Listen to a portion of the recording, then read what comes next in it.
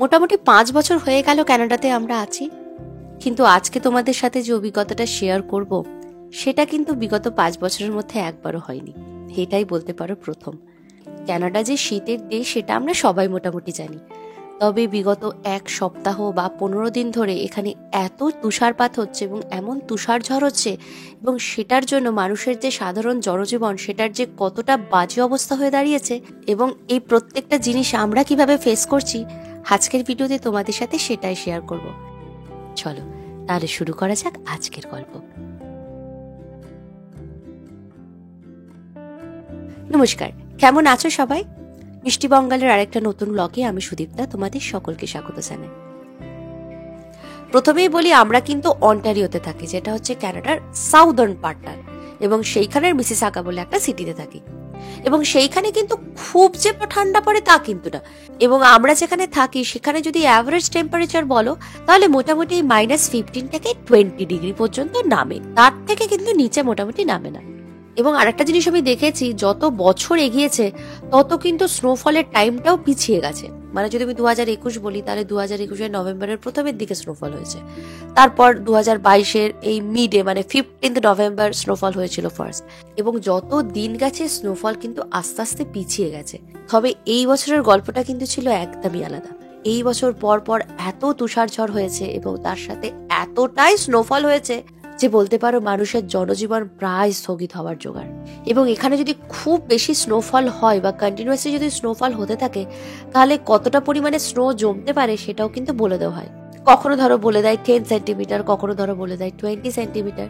এই যেমন ধরো আগের সপ্তাহে হঠাৎ রিহানের ডে কেয়ার থেকে একটা মেল ঢোকে, আর তারপর মেল চেক করে দেখলাম সমস্ত পেরেন্টসদের উদ্দেশ্যে লেখা হয়েছে যে তারা তাদের বাচ্চাদেরকে যেন 3টে থেকে 4টের মধ্যে নিয়ে যায়। তার কারণ মোটামুটি 4টের পর থেকেই 25 সেন্টিমিটার পর্যন্ত বরফ পড়ার সম্ভাবনা আছে, আর সেই কারণেই আমরা মোটামুটি রিহানকে তাড়াতাড়ি করে নিয়ে চলে এসেছি। এবং সত্যি সত্যি 4টের পর থেকে প্রচন্ড স্নোফল হওয়া স্টার্ট করে, এবং যথারীতি পরের দিকে আবার মেল ঢোকে যে কালকে স্কুল ছুটি। কারণ এখানে এত যদি স্নোফল হয় তাহলে সেটা সকালবেলার মধ্যে স্নোটা পরিষ্কার করাটাও কিন্তু সম্ভব হয়ে ওঠে না। কিন্তু রিসেন্টলি মানে আগের সপ্তাহে যেই রকম ভাবে স্নোফল হয়েছে, মোটামুটি বলতে পারো অনেক জায়গাতেই 50 to 60 সেন্টিমিটার বরফ জমেছে। মানে মোটামুটি বলতে পারো একটা প্রমাণ মানুষের 1 কোমর সমান বরফ পড়েছে। মানে ভাবতে পারছো কতটা বাজে অবস্থা। এবং এখানে যখনই এরকম হেভি স্নোফল হওয়ার সম্ভাবনা থাকে তখন কিন্তু আগে থেকে এখানে অ্যালার্ট জারি করে দেওয়া হয়। আমাদের বলে দেওয়া হয় বাড়ির বাইরে খুব একটা না বেরোনোর জন্য প্রয়োজন ছাড়া, বা ধরো এখানে যারা এমার্জেন্সি সার্ভিস যদি কেউ নিতে চায় সেক্ষেত্রে কিন্তু নিজেদের গাড়িটা খুব একটা বের করা হয় না, সেক্ষেত্রে অ্যাম্বুলেন্সই কল করা হয়। এবং আমাদের যাদের গ্রসারি করার থাকে বা প্রয়োজনীয় যা যা জিনিসপত্র থাকে যেগুলো বাইরে থেকে নিয়ে আসতে হবে সেই জিনিসগুলো আগে থেকেই মজুত করে রাখতে বলা হয় বাড়িতে। এবং যথারীতি আমরাও 14 ফেব যেখানে সবাই মিলে ভ্যালেন্টাইন্স ডে সেলিব্রেট করছিল, আর সেই সময় আমরা গেছিলাম বাজার করতে, কারণ বাড়ির অনেক কিছু জিনিসপত্রই শেষ হয়ে গেছিল। এবং এই স্নোফল যে কবে আবার থামবে বা রাস্তাঘাটের কিরকম অবস্থা হবে কিছুই বোঝা যাচ্ছিল না, এবং যার ফলে যদি একটু দেরি করে বাজারে যাও তাহলে দেখবে বাজারে আর কোনো জিনিসই পাবে না। যেমন আমরাই আজকে বাজার করতে গিয়ে দেখেছিলাম দুধ প্রায় শেষ, মানে 1-2 প্যাকেট পড়েছিল, মানে জাস্ট বলতে পারো যে লুট গুড়ানো চলছিল। তাই প্রয়োজনীয় খাবার এবং প্রয়োজনীয় যাবতীয় জিনিস সেগুলো কিন্তু আগে থেকেই আমরা বাড়িতে এনে মজুত করে রেখেছি। আসলে 2 দিন আগে রাত্রেবেলা থেকে প্রচন্ড এখানে স্নোফল হচ্ছে, আর আমরা বলতে পারো প্রায় 2 দিন ধরে এখানে ঘরে বন্দি। আর রিহান যেহেতু প্রতিদিনই ডে কেয়ারে যায়, তাই শনিবার বা রবিবার যদি একদম বাড়িতে বন্দি থাকে তাহলে কিন্তু ওর একদমই ভালো লাগে না। কোথাও না কোথাও আমরা মোটামুটি ঘুরতেই যাই। তবে গত 2 দিন ধরে এমনভাবেই আমরা বাড়িতে বন্দি, তো সেই কারণেই ভাবলাম যে ওকে একটু নিচ থেকে ঘুরিয়ে নিয়ে আসি, আর সেই কারণেই এখন এসেছি। ও তো সেরকম কিছুই বুঝছে না, ও বেশ দিব্যি মজা করছে। তবে হ্যাঁ, অবশ্যই আমরা রাস্তায় কোথাওই বেরোইনি, আমাদের এই যে অ্যাপার্টমেন্টের যে এরিয়াটা আছে ওইখানেই আমরা আছি। এবং আশা করি তোমরা বুঝতে পারছো যে কিরকম অবস্থা। যে বেঞ্চগুলো এখানে পাতা থাকে দেখো, সেগুলো সব ভরে গেছে। আমরা যারা কানাডাতে আছি তারা যখন আমরা ভিডিও শেয়ার করি তখন তোমাদের সবার ভীষণ ভালো লাগে। তোমরা অনেকেই বলেছো কোনোদিনও যদি সম্ভব হয় এই শীতকালেতেই আসতে চাই। আমরাও ইভেন ভীষণভাবে এনজয় করি যখন স্নোফল হয়, তখন বেরিয়ে ছবি তোলা, এনজয় করা, স্নো এর সাথে খেলা, সেগুলো ভীষণভাবে এনজয় করি। কিন্তু বিশ্বাস করো এই এনজয়মেন্টটা না ভীষণ অল্প সময়ের জন্য। আর মোটামুটি নভেম্বর থেকে মার্চ পর্যন্ত এই 6টা মাস বাড়িতে বন্দি থাকাটা যে কতটা কষ্টকর। আমরা বেশ কয়েকদিন আগে এখানে একটা উইন্টার ভিলেজে ঘুরতে গেছিলাম, সেখানে এতটাই বাজে অবস্থা ছিল এবং এতটাই ঠান্ডা ছিল যে আমরা মোটামুটি প্রায় 1 ঘন্টা ড্রাইভ করে যাওয়ার পরও সেখানে বেশিক্ষণ টাইম স্পেন্ড করতে পারিনি, খুব তাড়াতাড়ি চলে এসেছি। যদিও সেই ভিডিওগুলো তোমাদের সাথে শেয়ার করা হয়নি, কিন্তু খুব তাড়াতাড়ি চেষ্টা করব সেই দিনের ভিডিওটা তোমাদের সাথে শেয়ার করার। আর তোমাদেরকে একটু আগে বললাম না যে এখানে মোটামুটি নর্মাল টেম্পারেচার শীতকালে যেটা থাকে সেটা হলো ওই -15 থেকে -20 মধ্যে, কিন্তু এই বছরে প্রচণ্ড ঠান্ডা পড়েছে। এই বাইরে অনেক জায়গাতে টেম্পারেচার এতটাই কমেছে যে -35 পর্যন্ত এখানে টেম্পারেচার নিচে নেমে গেছিল, জানো?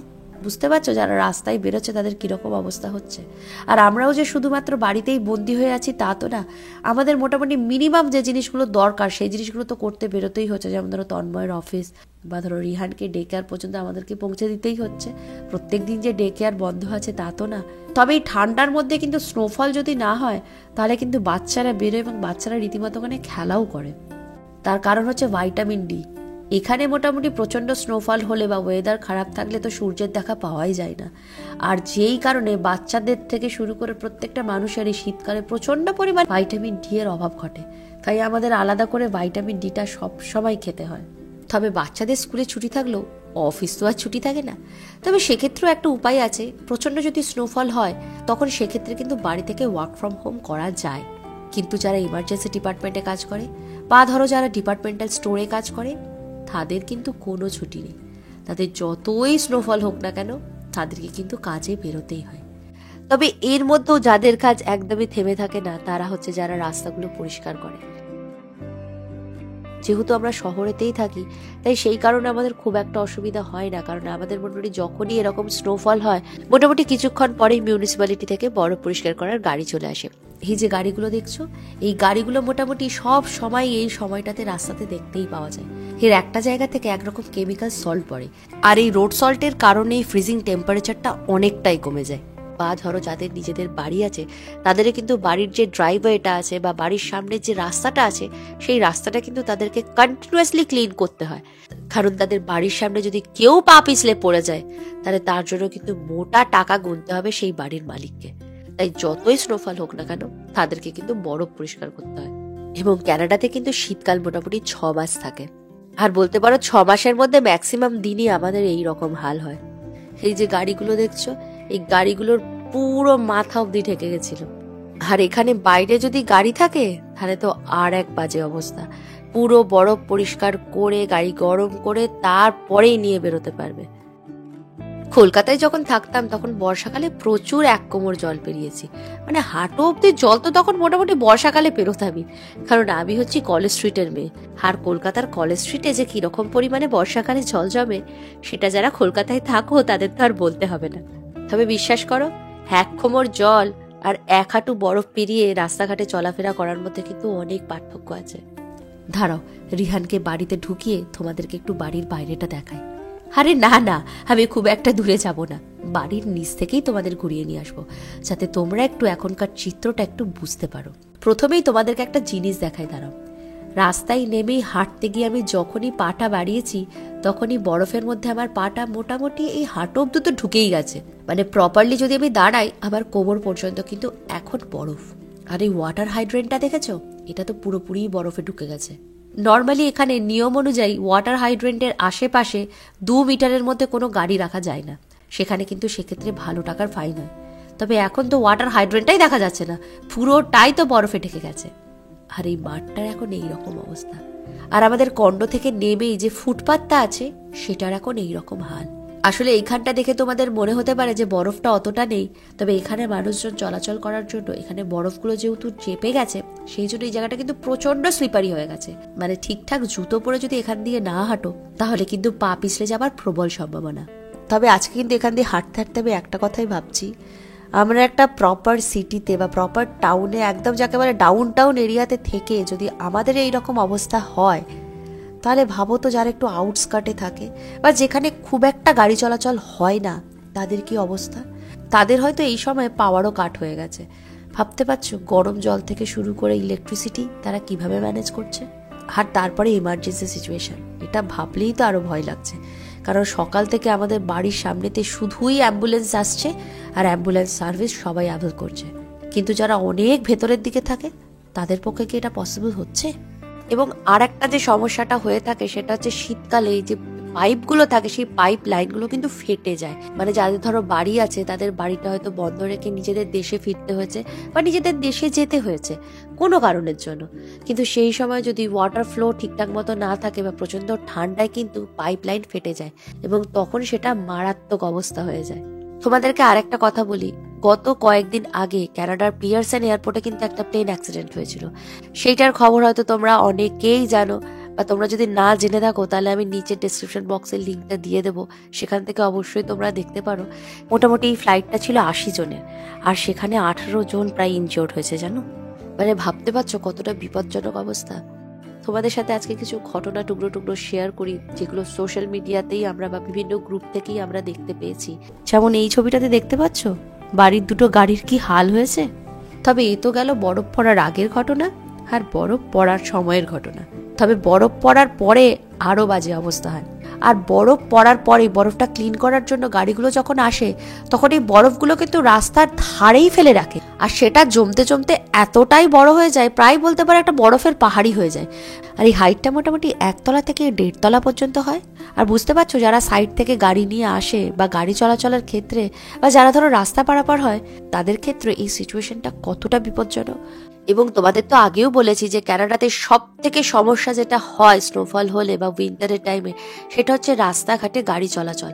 মানে এখানে পদে পদে তখন বিপদ হয়ে যায়। এবং আর একটা সমস্যা যেটা সব থেকে বেশি হয় গাড়ি চালানোর ক্ষেত্রে, দেখো স্নোফলটা যখন হয় তখন রাস্তার ডিভাইডার বা রাস্তার লাইন কিছুই বোঝা যায় না, এবং যে গাড়ি চালায় তার কিন্তু সেই ক্ষেত্রে অনেকটাই অসুবিধা হয়, আর তার সাথে গাড়ির চাকা পিছলে যাওয়ার সম্ভাবনা। তবে এখানেও কিন্তু আর একটা কথা বলার আছে, স্নোফল হওয়ার পরেই যে সব জায়গা থেকেই বরফ পরিষ্কার হয়ে যায় সঙ্গে সঙ্গে তা তো না। মানে ধরো যে বড় বড় রোডগুলো আছে বা যে বড় বড় রাস্তাগুলো আছে যেখানে ধরো সবসময় গাড়ি চলাচল হয়, বা ধরো যে ড্রাইভওয়েগুলো আছে সেই জায়গাগুলোর না হয় বরফ পরিষ্কার করে দেওয়া হলো, কিন্তু বরফগুলো তো সেই সাইডেই রাখা হয়। বা ধরো সব জায়গার যে বরফ পরিষ্কার করে দেওয়া হয় তা তো না, কারণ বরফ তো এখানে সব জায়গাতেই ছড়িয়ে আছে। এই যেমন ধরো আমাদের বিল্ডিংটাই যদি দেখায়, এই যে এরিয়াটা দেখছো যেখানে কমন এরিয়া থাকে বা যে জায়গাগুলো দিয়ে বাচ্চারা সবসময় চলাফেরা করে সেই জায়গাগুলো দেখো পুরোটাই কিন্তু বরফ ভর্তি। সেই জায়গাগুলো কিন্তু পরিষ্কার এখনো পর্যন্ত হয়নি, এবং কবে যে হবে তাও কিন্তু কিছু বলা যাচ্ছে না। এবং তাদের কিন্তু এই জায়গাটা দিয়ে আসতে গিয়ে যথেষ্ট পরিমাণে কিন্তু পা পিছলে যাওয়ার সম্ভাবনা আছে। এবং এই রকম পরিস্থিতি কিন্তু প্রত্যেকটা জায়গাতেই। আর বরফ পড়ার পরে এই রকম পুরো বরফ পেরিয়েই কিন্তু স্কুল কলেজ বা আদার্স যে কোনো জায়গায় যেখানে যাওয়ার থাকে সেখানে কিন্তু এইরকম ভাবেই যেতে হয়। সেটা কিন্তু আরো বেশি কষ্টকর। এবং বরফগুলো যে আস্তে আস্তে গলতে শুরু করে এবং এই যে গাড়ি চলাচল হয় তার জন্য কিন্তু পুরো রাস্তা কাদা কাদা হয়ে যায়। তবে মোটামুটি কলকাতাতে যখন এরকম বৃষ্টি হতো আর সাথে যদি কোনো ছুটির দিন থাকতো তাহলে কিন্তু সকালের লাঞ্চে খিচুড়ি আর বিকেলে বলতে পারো তেলে ভাজা মুড়ি নিয়ে বেশ ভালোই একটা আড্ডা জমে যেত। আর ঠিক একই রকম ভাবে এখানে রেনি ডে সেলিব্রেট না করলেও আমরা মোটামুটি স্নোই ডে সেলিব্রেট করতে লেগে গেছি। আজকে যেহেতু ছুটির দিন তাই ভাবলাম অনেকদিন তো মুড়ি খাওয়া হয়নি, তাই বরঞ্চ একটু মুড়ি মাখা যাক। সেই জন্য ঝাল মুড়ি মেখে বসেছি 3 জনে খেতে। অবশ্য আমাদের কি আর খাবার জো আছে, রিহান মোটামুটি একাই গামলা নিয়ে বসে পড়েছে, ওই মোটামুটি পুরোটা খাবে। আবার কিরকম করছে দেখেছো? It's called puffed rice. This is called muri. Muri. Muri. Yo. এক গামলা মুড়ি তুমি খাবে? তুমি আমাকে দেবে না Rihan? Rihan? Rihan loves to share with other, right? Rihan share করো তো আমাকে।